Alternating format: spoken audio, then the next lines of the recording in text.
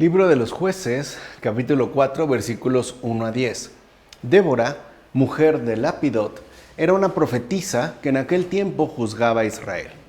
Ella se sentaba bajo la palmera de Débora, que está entre Ramá y Betel, en la montaña de Efraín, y los israelitas se dirigían a ella en busca de justicia. Entonces mandó a llamar a Barak, hijo de Abinoam, de Quedes de Neftalí, y le dijo: Esto es lo que el Señor, Dios de Israel, te ordena. Vete y acércate al monte Tabor. Toma contigo 10,000 hombres de los hijos de Neftalí y de Zabulón, que yo te atraeré a Sísara, príncipe del ejército de Yabín, con sus carros y con toda su tropa hacia el torrente Quizón, y lo pondré en tus manos. Barak le contestó: Iré si vienes conmigo. Si no me acompañas, no iré.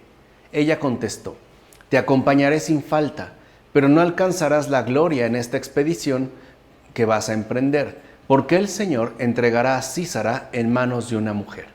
Se levantó pues Débora y marchó con Barak a Quedes. Nada es más fuerte que la mujer piadosa e inteligente para corregir al hombre y modelar su alma. La mujer piadosa, con gran magistratura, le exhorta y aconseja con gran amor.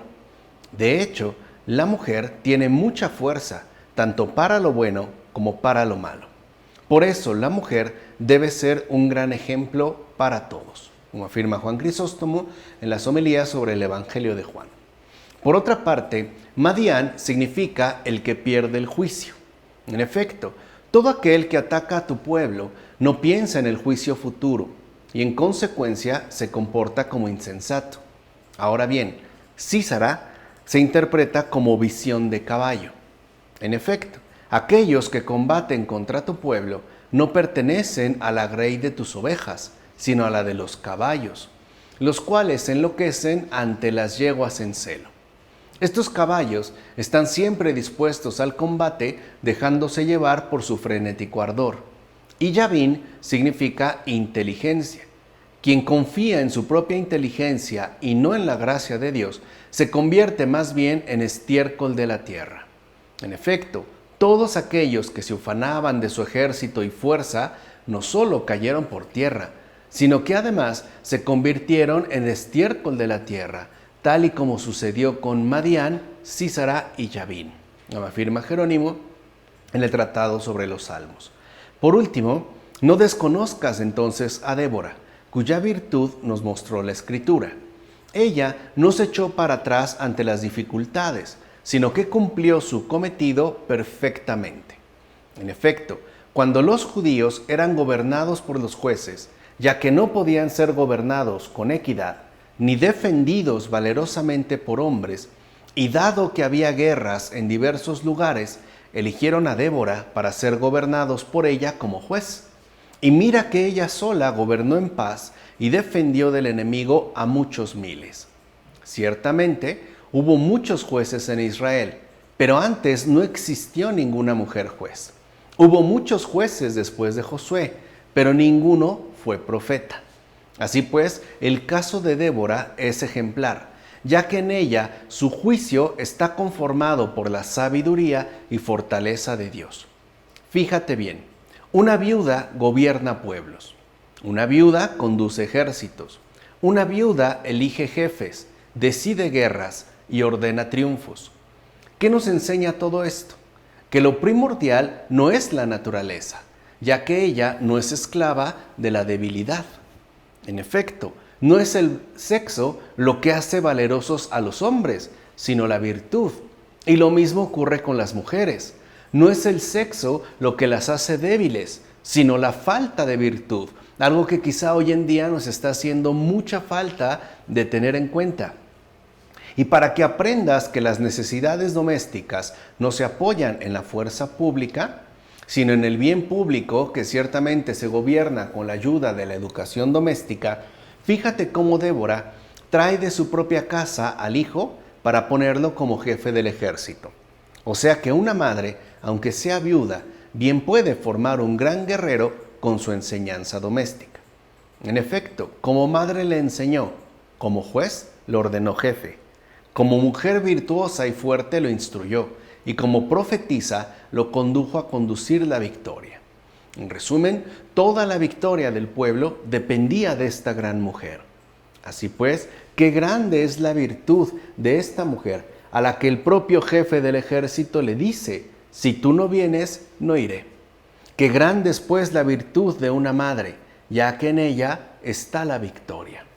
Por eso, precisamente, por pisotear y denigrar la virtud de una madre, nos hemos expuesto a terribles derrotas. Bueno, como dice Ambrosio en Sobre las Viudas. Capítulo 4, versículos 11 a 24. Y el Señor, delante de Barak, desbarató a Sísara, a su ejército y a todos sus carros. El propio Sísara tuvo que descender de su carro y huir a pie. Yael salió al encuentro de Sísara y le dijo: acércate, señor mío, acércate aquí, no tengas miedo. Él se acercó a su tienda y ella le cubrió con una manta. Él le dijo: dame por favor un poco de agua, que estoy sediento. Ella abrió un odre de leche, le dio de beber y le volvió a cubrir. Él le dijo: quédate a la entrada de la tienda, y si alguno viene y te pregunta si hay alguien aquí, dile que no. Yael, la esposa de Heber, tomó una estaca de la tienda y agarrando un martillo, se dirigió sigilosamente hacia él. Apoyó la estaca en su sien y la clavó hasta la tierra.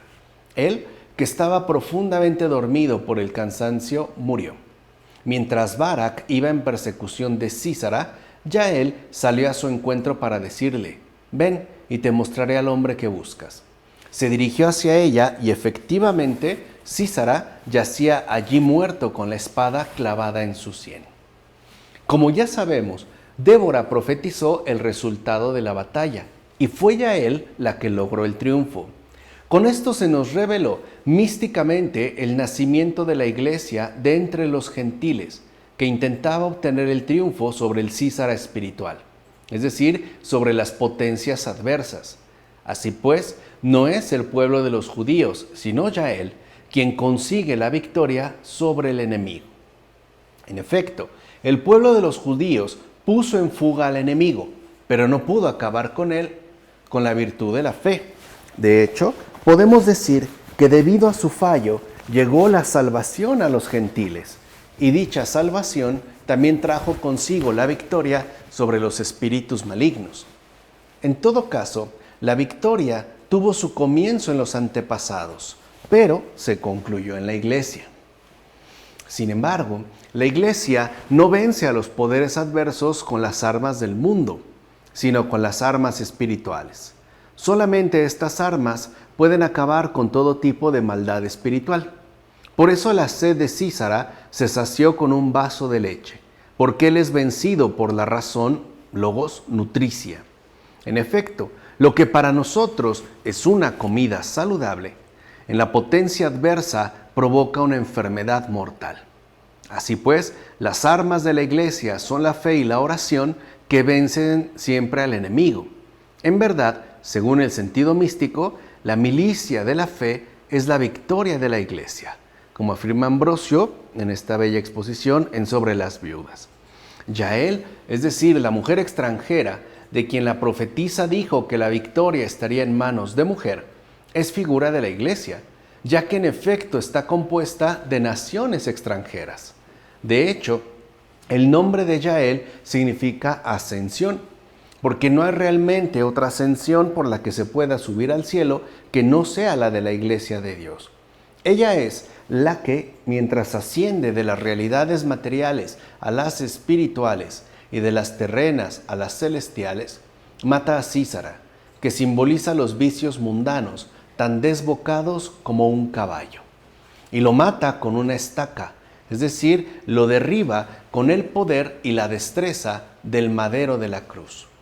Y no sin razón se describe la acción de haberlo traspasado en su sien, pues de ahí brotan, o sea, de su inteligencia retorcida, toda insinuación a la maldad.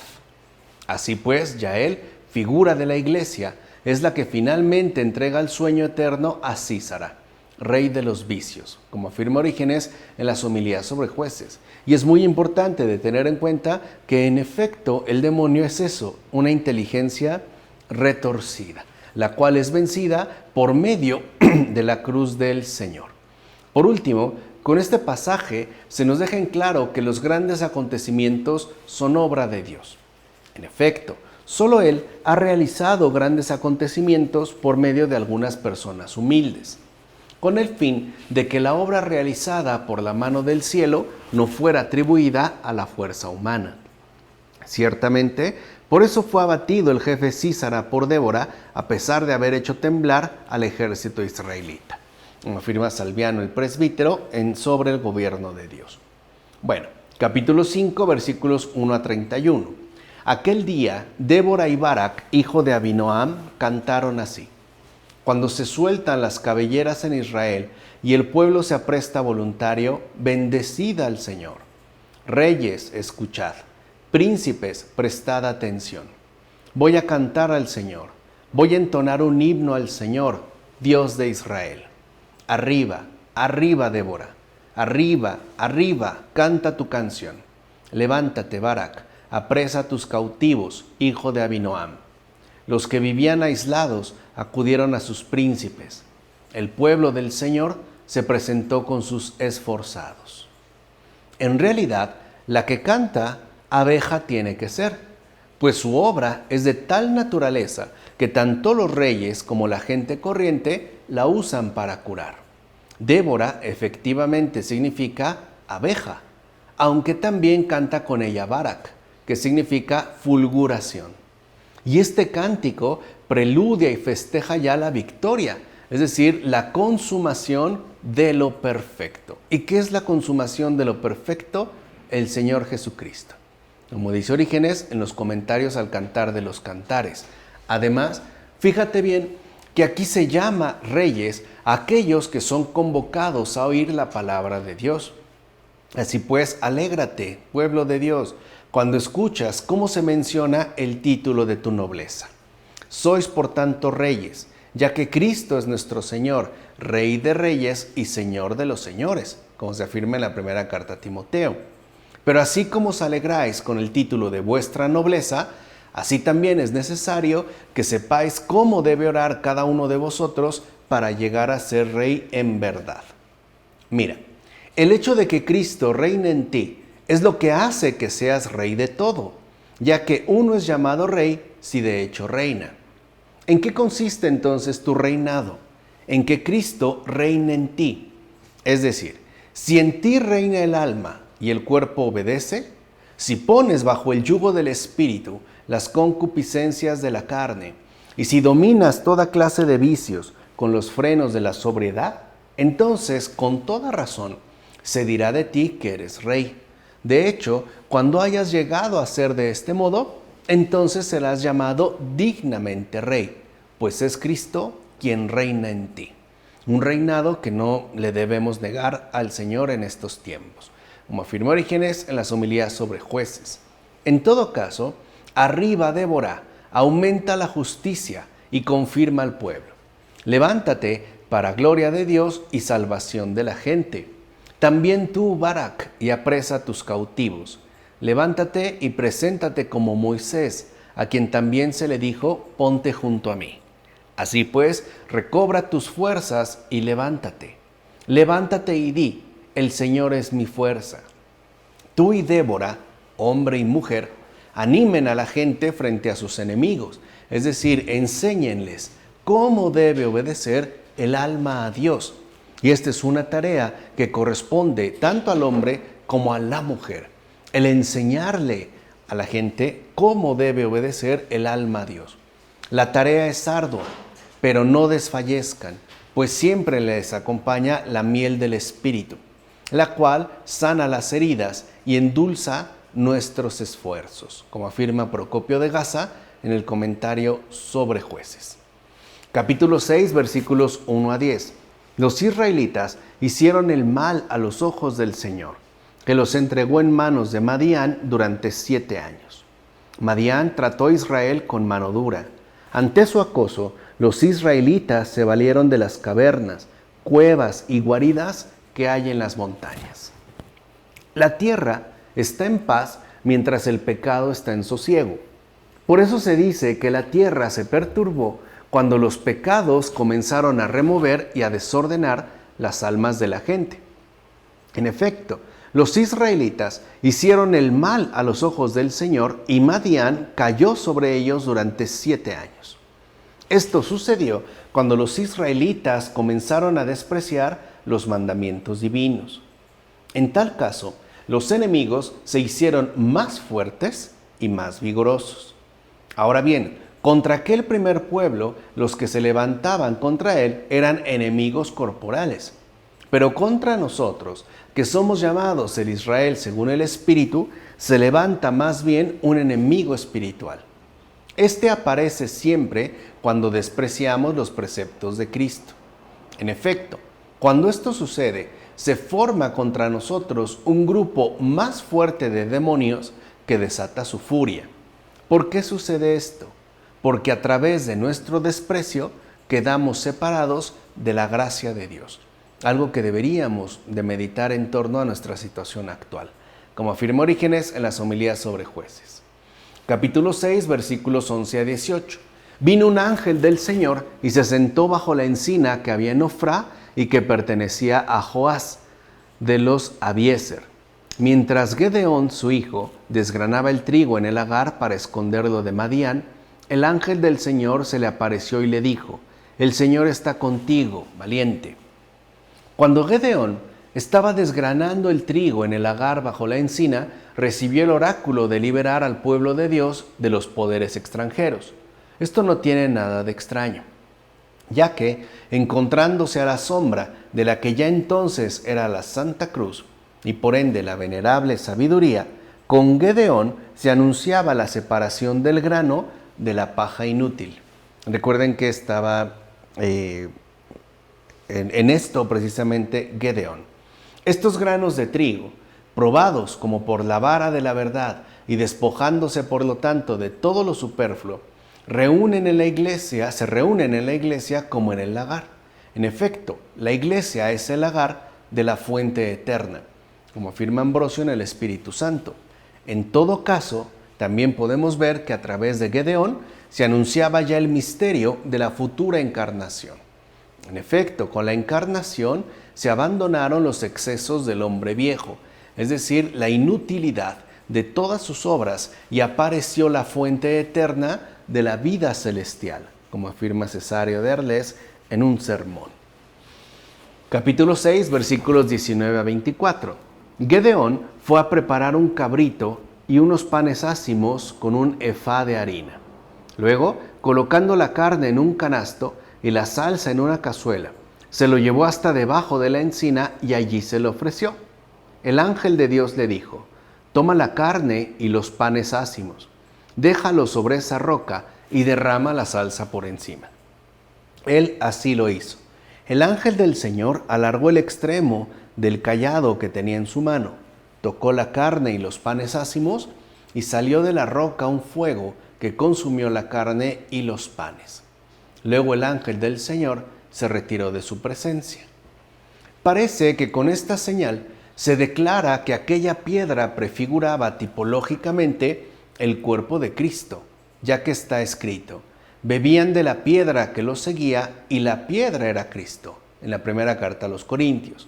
Esto no se refiere a su divinidad, sino a su carne, que con el perenne río de su sangre ha inundado los corazones de los pueblos sedientos. Así pues, ya entonces se dio a conocer en el misterio que el Señor Jesús crucificado destruiría en su carne los pecados del mundo entero, y no solo los pecados de las obras, sino también las pasiones del corazón. En efecto, la carne del cabrito se refiere a la culpa de las obras, mientras que la salsa hace referencia a la seducción de las pasiones. Y aquello de que el ángel extendió la vara y tocó la piedra de donde salió fuego, indica que la carne del Señor, llena del Espíritu Divino, consumiría con su pasión todos los pecados de la naturaleza humana. Por eso dijo el Señor Jesús: he venido a traer fuego a la tierra, en el Evangelio de Lucas. Así dice Ambrosio en el Espíritu Santo. Por último, el pecado arrancado no solo es el de las obras, sino también el del pensamiento. Por eso Gedeón separaba en aquel entonces el trigo de la paja. En efecto, ¿qué significa golpear el trigo con una vara, sino separar con la rectitud del juicio los granos de las virtudes de las pajas de los vicios? Todos, pues, necesitamos de tal purificación. Ciertamente, ponemos la carne sobre la roca cuando afligimos nuestro cuerpo a imitación de Cristo, y vierte por encima la salsa, quien al convertirse a Cristo, aparta de sí cualquier mal pensamiento. Pero todo esto necesita del auxilio divino, y por eso se menciona la presencia del ángel. De hecho, Dios jamás nos abandona en nuestros buenos propósitos. Finalmente, de la roca sale fuego y consume la carne y la salsa, porque el Espíritu, exhalado por el Redentor, incendia nuestro corazón con tal llama de santidad que ciertamente consume todo lo que hay en él de ilícito, tanto en obras como en pensamientos, como afirma Gregorio Magno en los libros morales. Vemos pues la claridad, la puntualidad y la pertinencia que los padres de la Iglesia nos transmiten y que ojalá nosotros sepamos aprovechar. Capítulo 6, versículos 25 a 32. Aquella noche el Señor le dijo: toma el buey que tiene tu padre y un segundo buey de 7 años y destruye el altar a Baal que pertenece a tu padre. Corta el tronco sagrado que hay junto a él y construye como es debido un altar al Señor tu Dios en la cima de este peñasco. Después toma el segundo buey y ofrécelo en holocausto sobre la madera del tronco cortado. Gedeón tomó 10 hombres de entre sus criados e hizo lo que el Señor le había mandado. Pero como temía a su familia y a los habitantes de la ciudad, no lo hizo de día, sino por la noche. Mira, con este pasaje se anuncia ya la abolición de todos los sacrificios, ya que únicamente se habría de ofrecer a Dios el sacrificio de la pasión del Señor para redención del pueblo. El Señor Jesús es justamente la víctima ofrecida en la madera del tronco cortado. Es decir, el crucificado es precisamente el único sacrificio ofrecido a Dios que quita todos los pecados.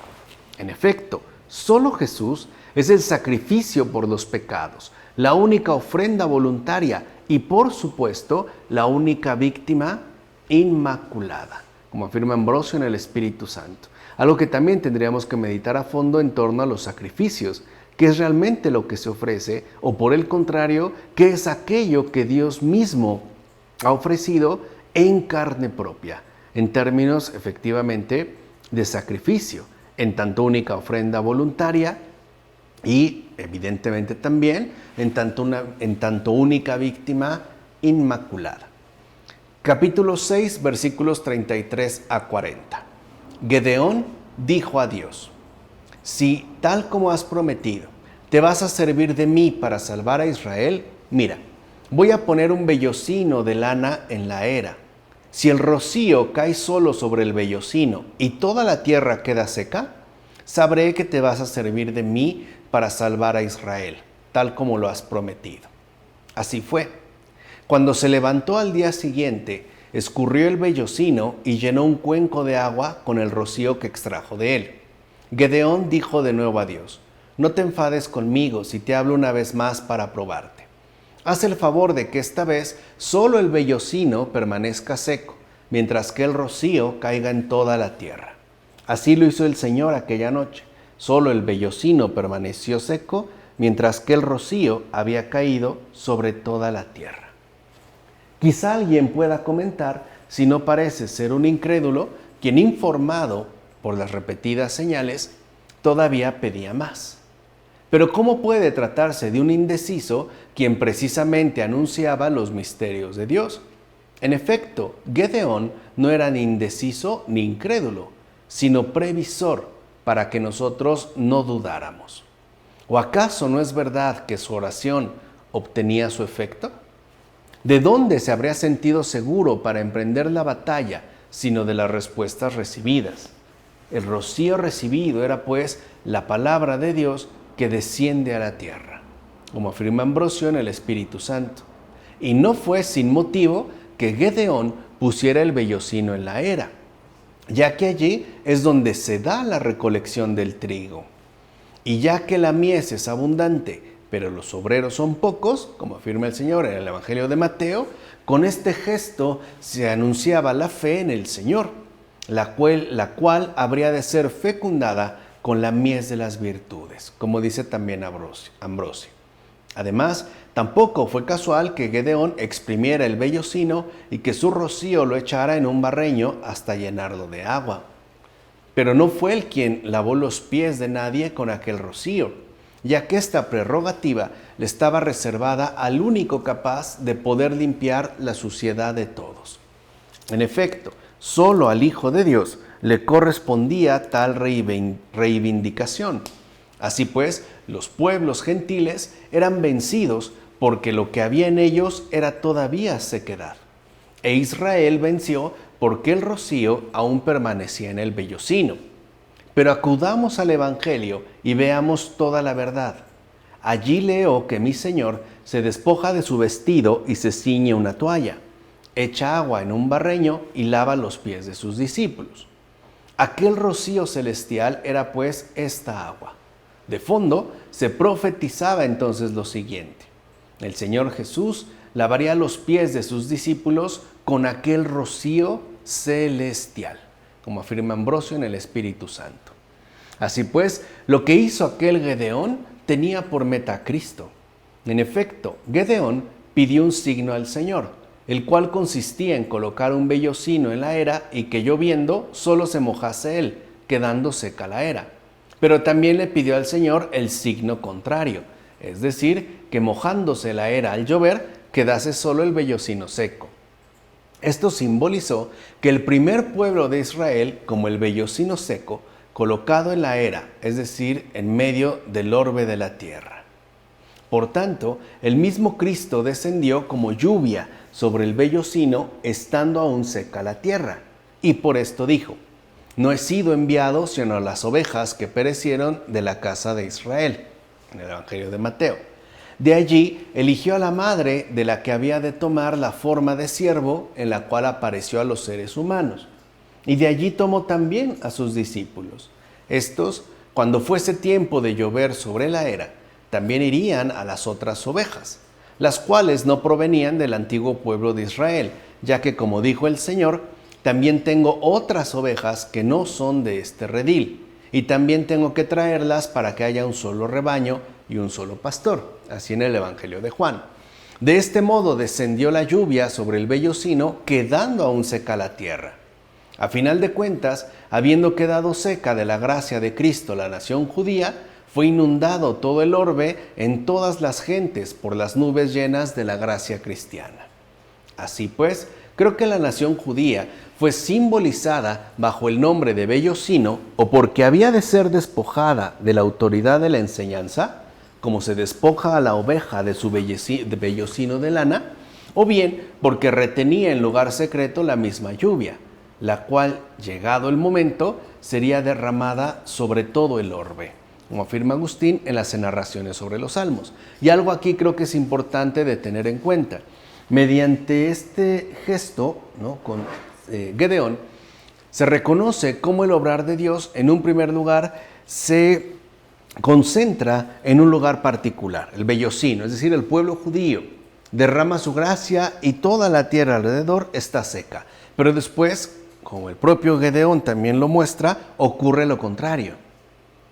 Es decir, la tierra se humedece, se llena de la gracia del Señor, mientras que el vellocino permanece seco. Y es que, como el propio Jesús dijo, los primeros serán los últimos y los últimos serán los primeros. Ciertamente, el rocío en el vellocino era la fe en Judea, porque la palabra de Dios desciende como el rocío.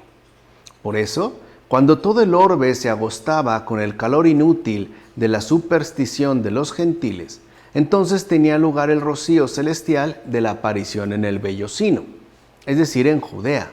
No obstante, aquellas ovejas negaron la fuente de agua viva, y por tanto, el rocío de la fe se secó en los corazones de los judíos. Entonces, como se muestra a través de Gedeón, la fuente divina cambió su curso hacia el corazón de los gentiles. En consecuencia, ahora el orbe entero resume el rocío de la fe, pero los judíos perdieron a sus profetas y consejeros. Por eso no es extraño que los judíos sufran la sequía de la infidelidad, ya que fueron privados de la abundancia de lluvia profética por el mismo Señor Dios. En efecto, esta es la lluvia que anunciaba la Sagrada Escritura, la cual iba a regar el orbe entero con el rocío del Espíritu Divino al venir el Salvador, Señor nuestro. Pues bien, ya ha venido el rocío y también ha caído la lluvia, pues vino el Señor Jesús trayendo consigo un aguacero celestial. En consecuencia, los que antes estábamos sedientos, bebemos ahora el Espíritu Divino a raudales, como dice Cesareo de Arles en un sermón. Así pues, la verdad de Dios es Cristo, y la verdad del Señor se eleva hasta las nubes. Nubes son los apóstoles y los profetas. Fue a ellos a quienes Él ordenó que no derramaran lluvia sobre Israel. Es esto precisamente lo que narra el libro de los Jueces. En efecto, el vellocino se secó y la lluvia discurrió por toda la tierra. De hecho, lo que se quiere dar a entender es lo siguiente: Israel se secó y la lluvia de la gracia se extendió por el orbe entero a través de los discípulos del Señor Jesús, como afirma Jerónimo en el Tratado sobre los Salmos. Sin embargo, ahora hay personas que se dicen cristianas, pero semejantes a los judíos de antaño, no siguen de corazón a Dios. Una cuestión muy importante para nosotros y a la cual debemos atender. Es más, ignoran la justicia del Señor y hasta pretenden seguir la suya propia. Y esto sucede ahora en que la gracia de Dios se muestra al descubierto. Ahora que se revela después de haber estado como oculta en el vellocino. Mira al Antiguo Testamento y ve cómo la nación judía está como vellocino seco, mientras que todo el orbe está lleno de gracia y de gracia manifiesta. Qué lamentable que algunos ensombrezcan la gracia puesta al descubierto. Qué desgracia que algunos hermanos nuestros se empeñen en negar la gracia que nos ha sido concedida. Mira bien, los judíos tienen disculpa, pues se relacionaron con la gracia aún oculta. ¿Y los cristianos? ¿Bajo qué pretexto han de ser enemigos de la gracia del propio Cristo? ¿Por qué somos tan desagradecidos? ¿Por qué somos tan ingratos con tanta gracia concedida? Como afirma Agustín en los sermones. Me parece que son preguntas que llegan hondo en estos tiempos a nuestros corazones, si es que nos decimos cristianos. ¿Bajo qué pretexto hemos de ser enemigos de la gracia del Señor? ¿Por qué somos tan desagradecidos? O sea, ¿por qué somos tan ingratos, con tanta gracia concedida? ¿Por qué nos comportamos de la manera en la cual lo hacemos, aún llamándonos cristianos? Y eso que, como han dicho los padres de la Iglesia, la gracia se ha puesto ya de manifiesto. Por último, con razón comparamos a María, que concibió al Señor de tal manera que lo absorbió con todo su cuerpo, con una piel. En efecto, ella, como aquella piel, no permitió ningún tipo de división, sino que, flexible por la obediencia, obedeció en todo según su constancia en la santidad. Con razón, repito, es comparada a una piel la Virgen María, ya que de su divino fruto se tejen para todos los pueblos vestidos de salvación. En verdad, María es una piel, ya que de su tierno seno salió el Cordero, el cual, llevando consigo también la lana materna, es decir, la carne, con su suave piel cubrió las heridas de todos los pueblos. En efecto, toda herida producida por el pecado es cubierta con la lana de Cristo. De hecho, hasta se caldea con la sangre de Cristo y se reviste con la ropa de Cristo para recuperar la salvación, como afirma Máximo de Turín en los sermones. Capítulo 7, versículos 1 a 8. Jerubbaal, es decir, Gedeón, se levantó con toda la tropa que lo acompañaba y acampó junto a En-Jarod. El campamento de Madián estaba en el valle, al norte del alto de Morá. El Señor dijo a Gedeón: te acompaña una tropa demasiado numerosa para que Madián sea puesto en sus manos.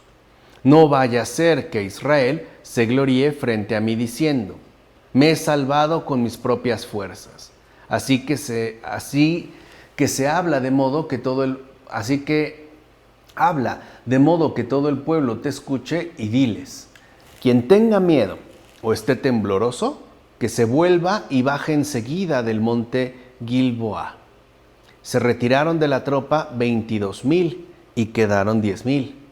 Gedeón hizo bajar a toda la tropa al agua y el Señor le dijo: a todo el que beba el agua lamiéndola con su lengua, como hacen los perros, lo pondrás en un sitio.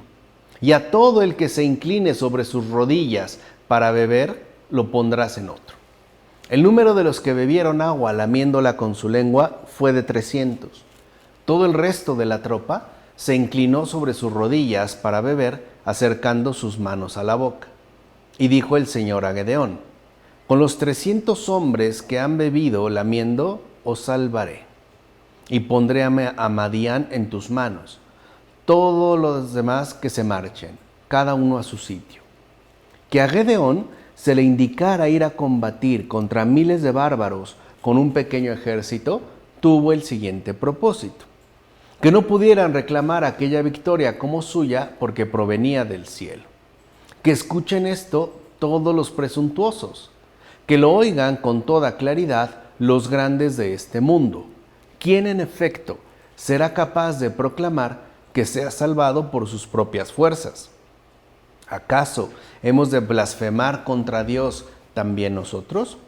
Todo el que afirme poder salvarse con sus propias fuerzas habla contra Dios, como afirma Salviano el presbítero en Sobre el gobierno de Dios. Por otra parte, ¿no clama hoy también nuestro Señor Jesucristo, príncipe de nuestro ejército, a sus soldados diciéndoles: si alguno tiene miedo, que no venga entonces a mis batallas? Esto es, en efecto, lo que con otras palabras afirma cuando dice: quien no toma su cruz y me sigue no es digno de mí, como afirma el Señor en el Evangelio de Mateo. ¿Acaso no es evidente que con esto Cristo mismo separa de su campamento a los miedosos de los valerosos? Pero que no os desvíe del camino de la vida tal advertencia, ya que dicho camino no pide nada que sea imposible, como afirmó Orígenes en las homilías sobre jueces. Recuerden que en este momento el antiguo pueblo de Israel está aprendiendo a permanecer fiel al Señor, a invocarle, a contar con su auxilio y sobre todo a recibir su gracia de manera constante, cosa que no es imposible de hacer. Así pues, los que bebieron doblando las rodillas fueron quitados de la batalla. En las aguas se significa la doctrina de la sabiduría. Esta doctrina requiere la recta operación y por ende la plena rectitud. Así pues, en el doblar de rodillas está significada la disolución de las obras y por ende la anulación del cumplimiento. En efecto, los que llevan a Cristo por capitán son todos aquellos que demuestran con sus obras lo que anuncian por la boca. Hay una rectitud, hay una coherencia. Son estos los que sacan espiritualmente los arroyos de la doctrina sin inclinarse mundanamente a las obras malas, como afirma Gregorio Magno en los libros morales. Ahora bien, en este caso se habla de perros que son alabados, no detestados. Se habla pues de perros que son fieles a su Señor y que asimismo ladran en defensa de la casa contra los enemigos. Por eso no se dice que fueran alabados sus dientes, sino su lengua, pues con ella anuncian la verdad que ciertamente custodian, como afirma Agustín en las narraciones sobre los Salmos. No seamos, por tanto, de aquellos perros mudos que no saben ladrar y les gusta más bien dormir. En efecto, los perros buenos velan y ladran por la casa y por el amo, por el rebaño y por el pastor. Gracias a Dios, la Iglesia también cuenta con tal tipo de perros fieles y obedientes cuya lengua no se paraliza. como afirma Agustín en una de sus cartas. No olvidemos que al gran Santo Domingo de Guzmán también le llamaban perro, ¿no? Y que justamente se señalaba ya su nacimiento como un perro, cuya lengua no se paraliza. En todo caso, así como la entrada de Noé en el arca prefigura la perfección de la vida de fe de quienes reciben los sacramentos de la Iglesia por la gracia de un don celestial perpetuo, así se simboliza también con este grupo reducido de 300 a los que sirven fielmente al Señor hasta la muerte.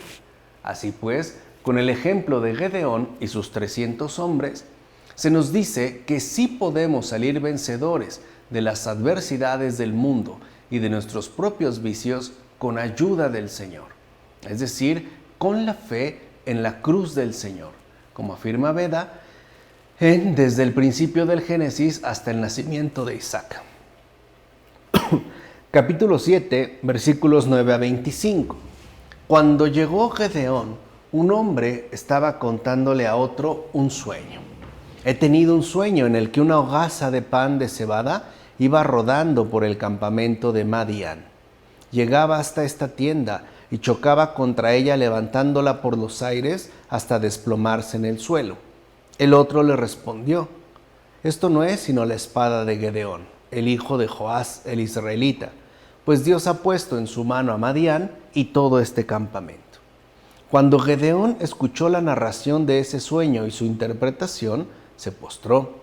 Después regresó al campamento de Israel diciendo: levantaos, que el Señor ha puesto en vuestras manos el campamento de Madián. Gedeón llegó, junto con los 100 hombres que lo acompañaban, al extremo del campamento al comenzar el turno de guardia de la medianoche, cuando se estaban cambiando los centinelas.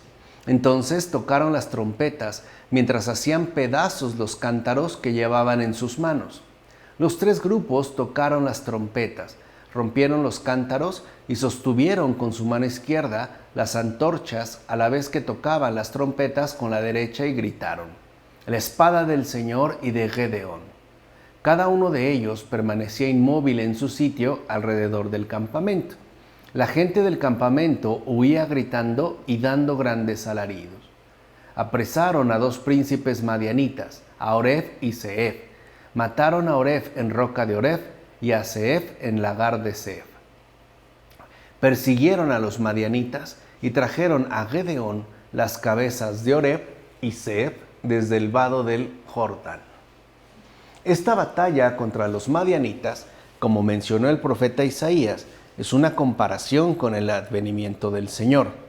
Conviene entonces considerar cuál es la causa por la que este profeta compara la victoria de tal batalla con la que nuestro Redentor lanzó en su venida. Mira, Gedeón fue figura del advenimiento del Señor contra el antiguo enemigo. Y no solo profetizó Gedeón a nuestro Redentor en la obra, sino incluso también en el nombre. En efecto, Gedeón es interpretado como el que cerca en el vientre. ¿Qué significa que él cerca en el vientre? Sino que Dios Todopoderoso, por su dispensación piadosa, nos redime y abraza y comprende con su divinidad todas las cosas.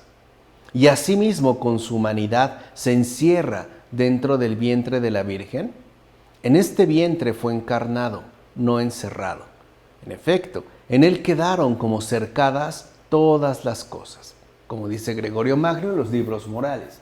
Ahora bien, que hayan batallado con trompetas significa lo siguiente: el clamor lanzado de los predicadores a pesar de la fragilidad de las tinajas, es decir, de sus propios cuerpos. A tales varones llevó consigo nuestro capitán a la batalla de la predicación, la cual, menospreciada por la salud de los cuerpos, derriba a sus enemigos y vence con la virtud de la paciencia. De hecho, así armados vinieron nuestros mártires, ya que sonaron las trompetas predicando, quebrantaron las tinajas, oponiendo sus cuerpos en su martirio contra las armas de los enemigos, y resplandecieron como lámparas cuando, destruidos sus cuerpos, esclarecieron al mundo con sus milagros. Y gracias a tal esclarecimiento, los enemigos huyeron. En efecto, Los mártires resplandecieron en milagros para derribar con la divina luz a sus enemigos. Estos no resisten a Dios, ya que, al estar como levantados en soberbia, no soportan que sean vencidos por súbditos en plena humildad, como dice Gregorio Magno en los libros morales. Por último, fíjate en esos dos príncipes madianitas que fueron vencidos por Gedeón. Oreb significa madriguera de una culebra y Zeeb, lobo. Estos son los enemigos de Cristo, es decir, los que andan en busca de presas para matar porque están llenos de malicia. Serían símbolos, pues, de estos, como dice Jerónimo. Capítulo 8, versículos 1 a 35, al capítulo 9, versículos 1 a 15. Cuando se lo contaron a Jotam, este fue y se plantó en la cumbre del monte Garizim y les dijo a grandes voces: escuchadme, habitantes de Siquem, y Dios os escuchará. Los árboles fueron a ungir un rey sobre ellos y dijeron al olivo: reina sobre nosotros. Y el olivo les respondió: ¿cómo voy a dejar el aceite por el que me ensalzan los dioses y los hombres para ir a mecerme sobre los árboles? Entonces los árboles se dirigieron a la higuera: ven tú y reina sobre nosotros. Y ésta les contestó: ¿cómo voy a dejar mi dulzura y mi buen fruto para ir a mecerme sobre los árboles? Los árboles se dirigieron entonces a la vid: ven tú y reina sobre nosotros. La vid les respondió: ¿cómo voy a dejar mi mosto, que alegra a los dioses y a los hombres, para ir a mecerme sobre los árboles? Dijeron pues todos los árboles al espino: ven tú y reina sobre nosotros. Y el espino respondió a los árboles: si me ungís de verdad como rey vuestro, venid a cobijaros bajo mi sombra. Pero si no, saldrá un fuego del espino que devorará los cedros del Líbano. Todo esto hay que entenderlo según las almas. En efecto, éstas se llegan a Dios y le piden ser regidas por un gobierno de misericordia y clemencia, lo cual significó la Escritura bajo la figura del olivo. ¿O no es verdad que el aceite sustenta, robustece y alivia? Del mismo modo, las misericordias del Señor nos libran de la muerte, destruyen el pecado y mantienen viva la luz de los corazones. Así pues, ¿no os parece que con este relato se han querido significar las leyes sucesivas dictadas por Dios al ser humano desde Adán hasta Cristo, así como los ardides con que el diablo, por medio de falsas imitaciones, quiere engañarlos? En efecto, la higuera se compara al precepto que dio Dios al ser humano en el paraíso, ¿no? Con su posterior seducción y desnudez. La vid se refiere a lo que Dios ordenó a Noé en tiempos del diluvio, ya que éste, embriagado por el vino, fue objeto de las burlas de su hijo Cam. El olivo significa la ley dada por Dios en el desierto a Moisés, porque la gracia profética es óleo santo. Pero el pueblo judío no fue fiel a lo que se le ofrecía. Finalmente, la zarza espinosa no es mal emblema de la ley que se dio a los apóstoles para convertir y salvar al mundo. Por eso también se dieron los 4 evangelios, ya que por 4 veces envió Dios a la humanidad esas 4 leyes cuyos tiempos se distinguen muy claramente por la diversidad de sus frutos. En efecto, la higuera, por su dulzura y exuberancia, nos recuerda las delicias del paraíso en que vivió la humanidad antes de la caída. Por su parte, la vid indica la mudanza de sentimientos que experimentaron los seres humanos al pasar de la angustia a la alegría. Y el olivo, que por la naturaleza de su aceite designa la misericordia de Dios, ya que de nuevo toleró con gran paciencia a los seres humanos después del diluvio y hasta les dio, a pesar de todas sus aberraciones y desvíos, la ley en el Sinaí. Y, finalmente, cuando parecía que este aceite se extinguía, Dios mismo reavivó con nuevo aceite la luz de la virtud, es decir, por medio de la fe derramada en los corazones por el Espíritu Santo, como afirma Metodio en el banquete. Pues bien, vamos a dejarle hasta aquí. En nombre del Padre, del Hijo, del Espíritu Santo. Amén.